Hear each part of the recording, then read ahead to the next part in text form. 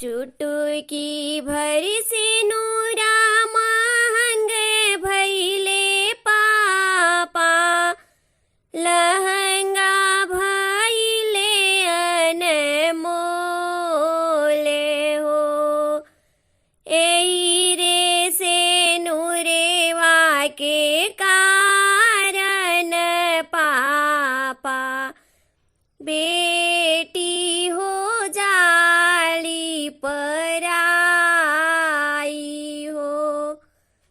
एही रे से नूरेवा के कारण चाचा, छूटेला नगरिया के लोग हो।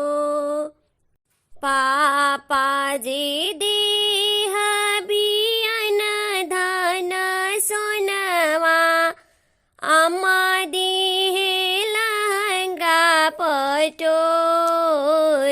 हो। भैया जे देह बिचड़ने के घोड़वा, भाभी जे अमर सुहागे हो। अरे भैया जे देह बिचड़ने के घोड़वा, भाभी जे अमर सुहागे हो। पापा के अनधन कुछ दिन चली है, फाटी जइए लहंगा पटोरे हो। अरे भैया के घोड़वा नगरिया में घूमी है, रही जई है भाभी के सुहागे हो। अरे भैया के घोड़वा नगरिया में घूमी है, रही जई है भाभी के सुहागे हो। मांग के से नूरेवा मांगे भैले चाचा, चुनरी भैले अनमोले हो। एही रे से नूरेवा के कारण चाचा, छूटेला नगरिया के लोग हो।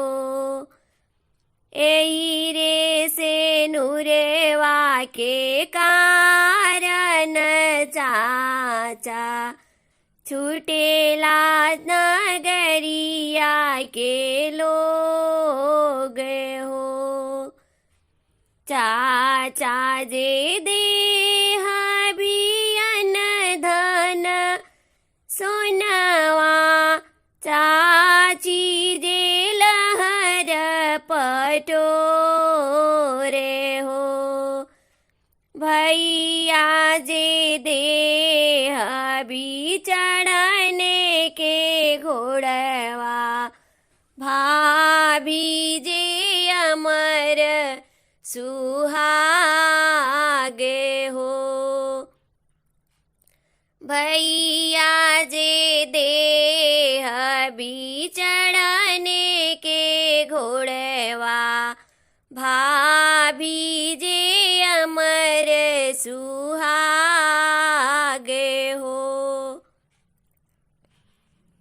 चाचा के अनधन कुछ दिन चली है, फाटी जई है लहर पटोरे हो।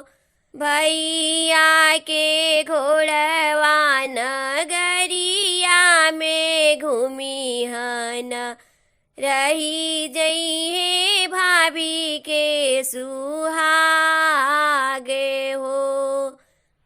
अमर होई है भाभी के सुहागे हो। अमर होई है भाभी के सुहा।